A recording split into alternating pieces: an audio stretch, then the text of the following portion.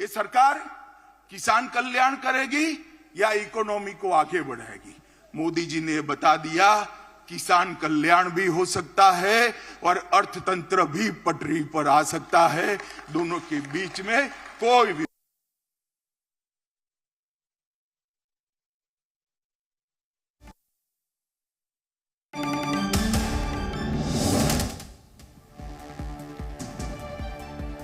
गृह मंत्री अमित शाह इस वक्त अधिवेशन में संबोधित कर रहे हैं और उन्होंने कई बातों का जिक्र किया है। कुछ ही देर में प्रधानमंत्री नरेंद्र मोदी भी समापन भाषण यहां पर देंगे। गृह मंत्री अमित शाह जब संबोधित कर रहे थे तो उन्होंने कई बातों का जिक्र किया। पीएम ने जातिवाद परिवारवाद खत्म किया, तमाम मोदी सरकार और अर्थतंत्र का विकास, दोनों के बीच में भी बहुत बहस चली। कई बार कई सरकार, कई अर्थशास्त्री, कई पंडित कहते रहे कि जो अर्थशास्त्र का मतलब अर्थतंत्र का विकास करना है तो गरीब कल्याण को छोड़ना पड़ेगा। मैं आज सबके सामने कहना चाहता हूं, हर किसान को हर साल 6,000 रुपया देना, हर गरीब को सभी प्राथमिक सुविधाएं एक साथ दे देना और अर्थतंत्र को 11वें नंबर से 5वें नंबर पर ला देना, वो मोदी जी ही कर सकते हैं और कोई नहीं कर सकता। भाई और बहनों, आज एक संदेश लेकर जाइए यहां से। 130 करोड़ की 140 करोड़ की जनता के बीच में मोदी जी को तीसरी बार प्रधानमंत्री देश की जनता बनाए, हमारा अर्थतंत्र भी तीसरे नंबर पर आ जाएगा। ये संदेश लेकर हमने जाना है। इसी तरह से एक द्वंद्व चालू रहा कि विदेश नीति, अगर दुनिया को मित्र बनाना है तो देश की सुरक्षा में थोड़ा बहुत कॉम्प्रोमाइज करना पड़ेगा। ये बहुत लंबा बहस का विषय आजादी के बाद तुरंत शुरू हुआ और सारे पंडित सुरक्षा नीति और विदेश नीति के बीच के द्वंद्व में फंसते रहे। मोदी जी ने तय कर लिया और कर दिखाया कि सरहद की सुरक्षा, देश की सुरक्षा हमारी सबसे पहली प्रायोरिटी है। और आज ये करने के बाद, देश को सुरक्षित करने के बाद, मोदी जी ने भारत को विश्व मित्र के रूप में प्रस्तावित किया। वसुधैव कुटुंबकम का हमारा सूत्र को उन्होंने नीचे लिखा।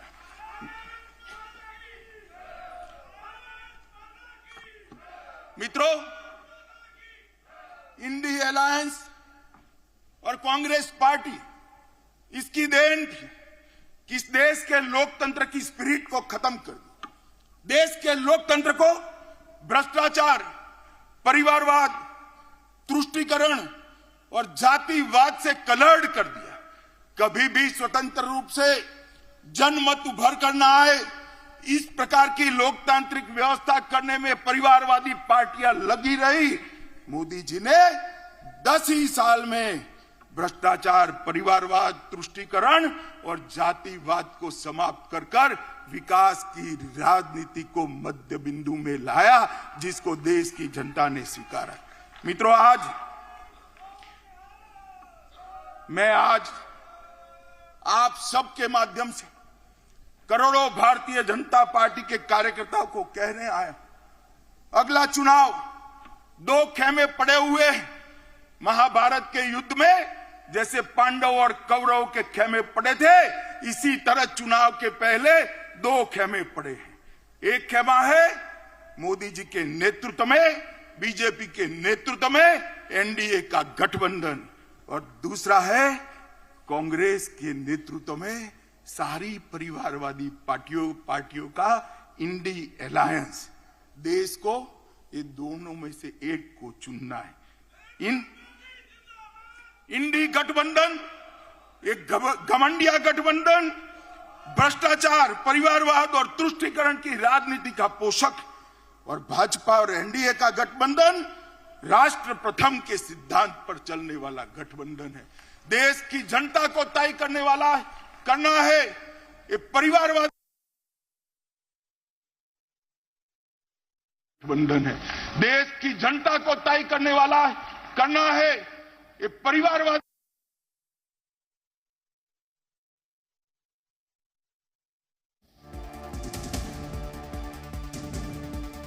बीजेपी के महाअधिवेशन का दूसरा दिन है। गृह मंत्री अमित शाह इस वक्त संबोधित कर रहे हैं। उन्होंने विपक्ष पर जमकर निशाना साधा है।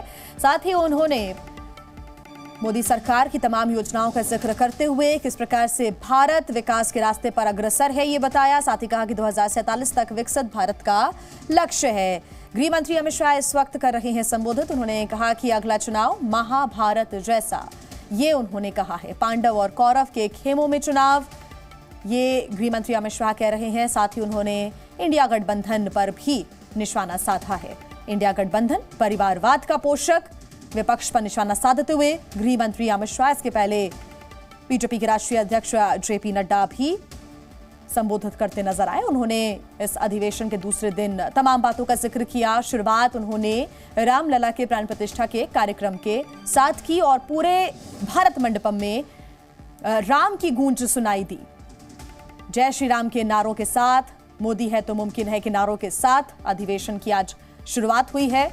आज दूसरे दिन की शुरुआत राम नाम के साथ 2047 तक विकसित भारत का लक्ष्य रखा गया है। ये गृह मंत्री अमित शाह अपने संबोधन के दौरान कहते हुए नजर आए। कुछ ही देर बाद प्रधानमंत्री नरेंद्र मोदी समापन भाषण देंगे और ये आप मानकर चलिए कि आज प्रधानमंत्री नरेंद्र मोदी तमाम योजनाओं का तो जिक्र करेंगे ही और भारत ने किस प्रकार से विकास की सीढ़ियां चढ़ी हैं उसके बारे में जिक्र करेंगे। साथ ही विपक्ष पर भी निशाना साध सकते हैं।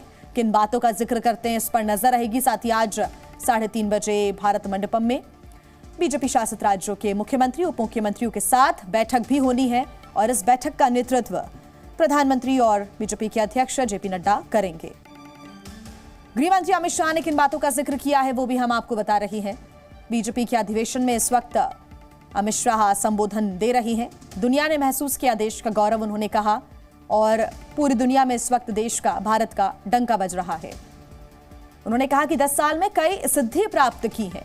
कांग्रेस ने सिर्फ वोट बैंक की राजनीति की। बीजेपी के अधिवेशन में प्रधानमंत्री नरेंद्र मोदी भी कुछ ही देर में समापन भाषण देंगे।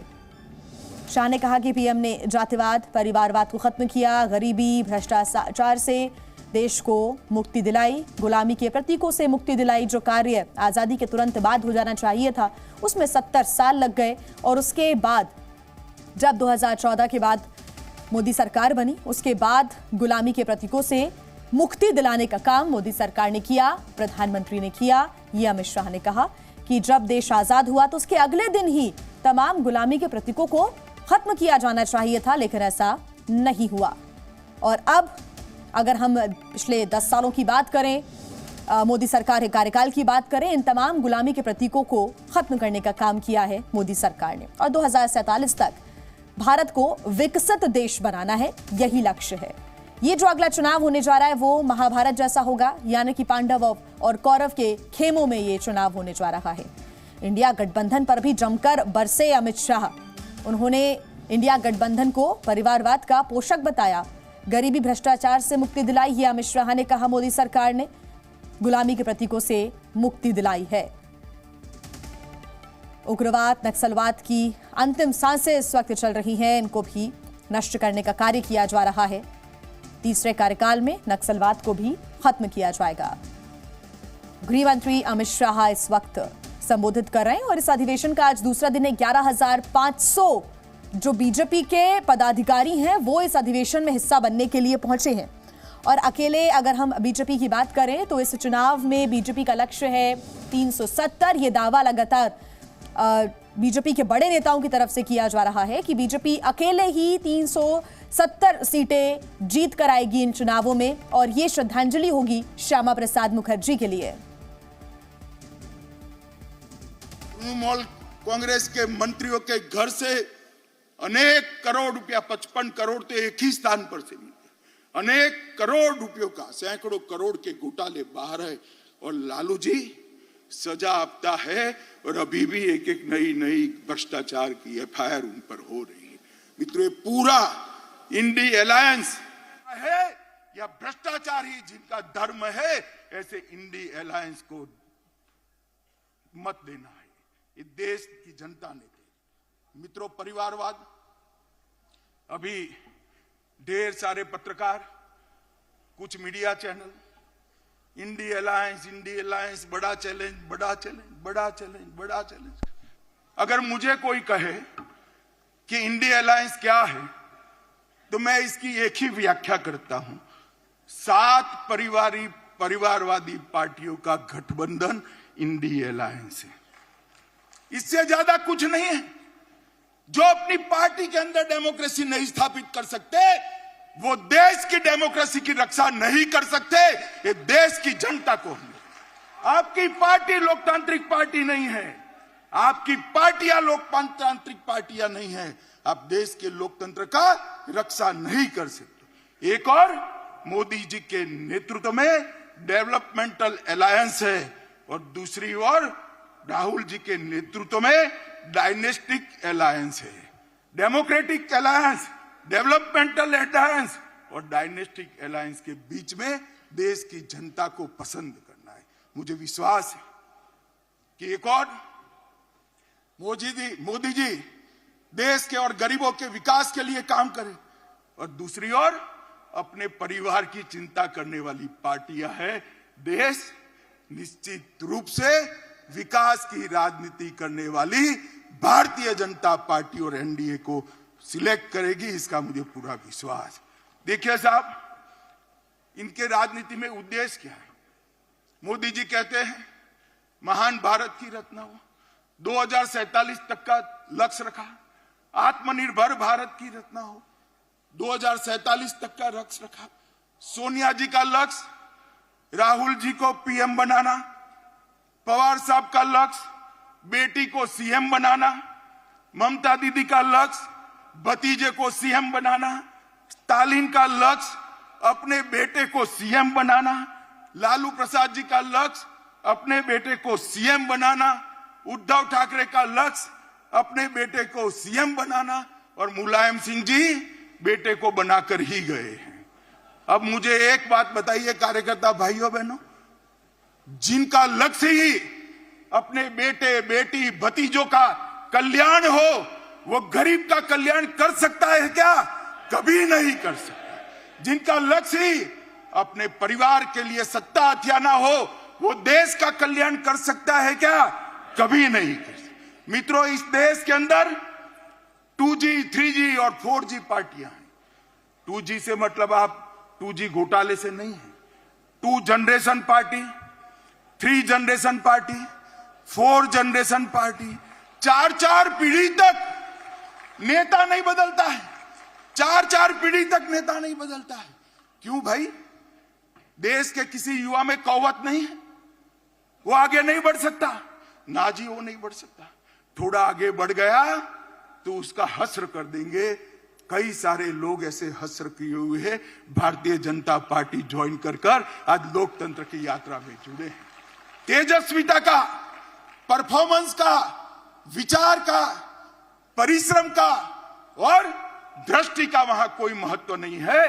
वहां केवल और केवल आप कहां जन्मे, इसका महत्व है। मित्रों, मैं आज आप सबके माध्यम से देश की जनता को पूछना चाहता हूं, अगर भारतीय जनता पार्टी परिवारवादी पार्टी होती तो एक चाय बेचने वाले का बेटा कभी प्रधानमंत्री नहीं बन सकता। लोकतंत्र के अंदर